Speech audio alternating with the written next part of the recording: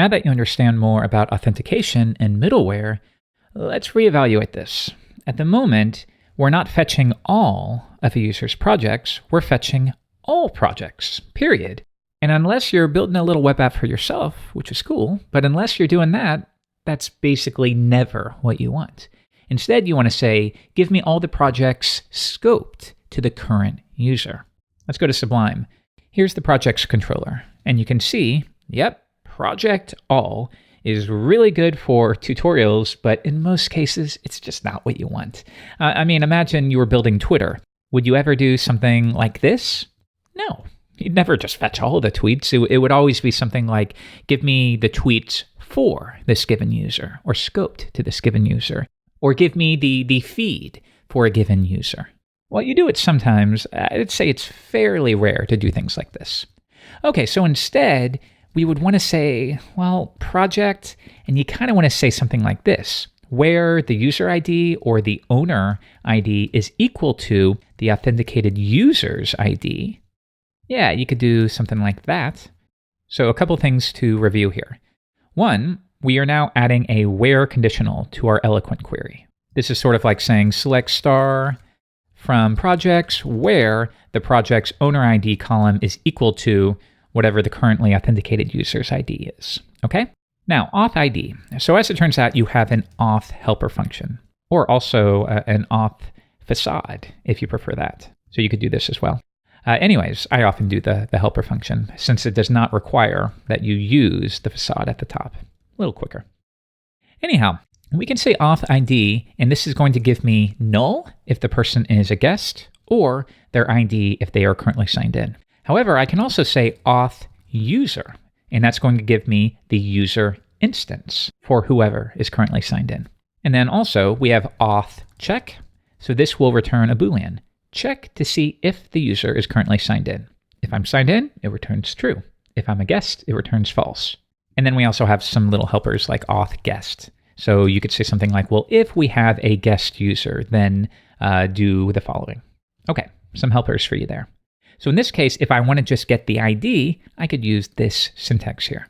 However, of course, at the moment, everything's going to blow up because we don't have an owner ID column. In fact, when we developed the table, we didn't even think about scoping it to users. So it sounds like we need to reevaluate. I'm searching for my create projects table migration that we built many lessons ago. At the moment, a project consists of a title and a description, but it sounds like it should also belong to a given user. So I will use not integer, but unsigned integer. And we'll call it, you can often keep it simple and do user ID, but it's sometimes confusing to me. So I want to know the owner ID for this project. And then we use unsigned here as a way to specify I'm expecting not just any integer, but a positive integer. Now, in terms of the foreign constraint, we could add an index to this. Or what we could also do is say, table, the foreign key called owner ID, well, what specifically does that refer to? Well, it's going to reference the ID column on the user's table. Nice and readable. So this will add the necessary constraint. It'll, of course, apply an index. We could even specify things like, well, on the condition that the user is deleted. Well, in that case, cascade down and delete all of the user's projects in the process. Some people like to add this. Some people just do it with PHP. I see benefits to both. So you have this option. And if you want to learn more, of course, refer to the Laravel documentation. Okay, so I'm going to say PHP Artisan migrate, and I'm going to do fresh. So remember, that basically drops all of the tables and reruns them from scratch. You, of course, never, ever, ever run this in production. And in fact, if you are in a production environment, Laravel is going to warn you and say, hey, are you really sure you want to do this? Because this is a destructive action. You only want to do this during development. Okay, so now if we give it a refresh, of course, we have no more projects because we stripped everything. So if we come back, here's our projects table. It's blank, but we do now have an owner ID column, and you'll see that we do have the necessary indexes. Okay, next, let's go back to our projects controller. So when we try to create a new project, let's take a look at that. Project/create. Well, it lets us create a project even though we're not signed in. So we need to fix that. Okay, I'm going to begin by running make auth, which we reviewed 2 lessons ago. So if I switch back to Sublime, in my routes/web file, we now have those authentication routes. So let's take a look. Login. Yep, we have a login page and a register page. Okay, let's do John Doe and register. So it fails. Let's see. Column not found, unknown column name. That's because we switched it to username, but the auth command is still expecting name. All right, you can either switch it back, of course, within your create users table. We could switch that back. Or, of course, you could go to the necessary controller and modify it. So within auth, register controller, we reviewed this a couple episodes ago. We could update this as well as this. Okay, but I'm going to stick with this and then do, once again, a migrate fresh. Okay, now we can run it one more time. There we go. John Doe is now registered and he has an account. Next, let's go to projects/create again. And now we can add the necessary middleware to protect this page. You can only create a new project if you are signed in. Okay, we now know how to do that. So in my projects controller, I can either put it up here, or as we learned, you can put it in your routes file. It's entirely up to you.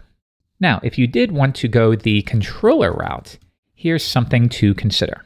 If I were to say this middleware auth, like we learned in the last episode, well, we give it a refresh, and it does work because we are signed in. But if I were to open a private window, notice I cannot visit that project's page. So it is working. However, you need to make sure, do we want to apply the auth middleware to every single one of these actions? So for example, to view all projects, should you be signed in?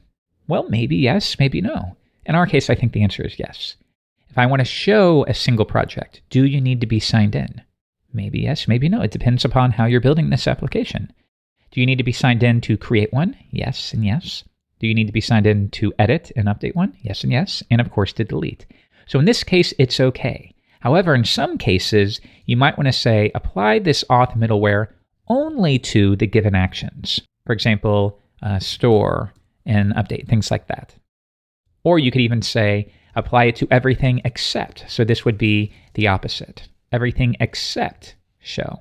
So you do have some flexibility there, or once again, you can apply it here. Okay? So now we have protected ourselves. You cannot view a project or create a project without being signed in. So let's sign Joe in again. All right, now he can visit this page.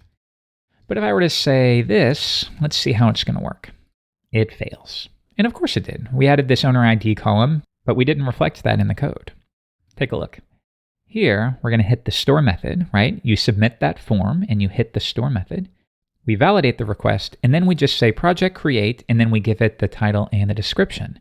But we did not tell it what owner ID column to use. So it does, in fact, fail. Now you could do this in two ways. You could just append to the array. So you could say the owner ID column is going to be the authenticated user's ID. You could do that. Anyways, let's give that a run. And yeah, it did, in fact, work. So if I were to switch back to projects, we do have a brand new project that we can review.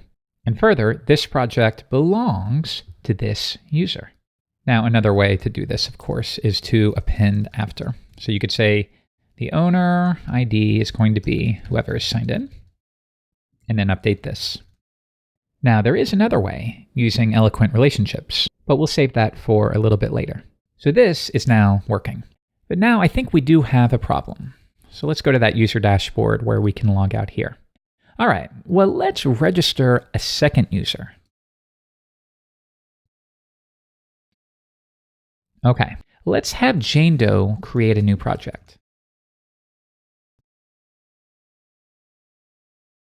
All right. So yes, you can see that Jane only sees her projects and John only sees his projects.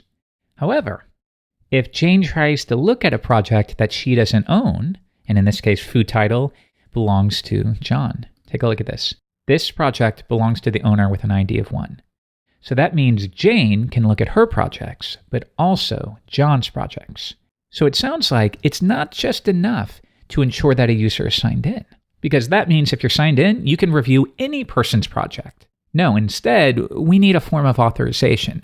we need to determine whether or not you are authorized to look at this specific project. We'll learn how to do that in the next episode.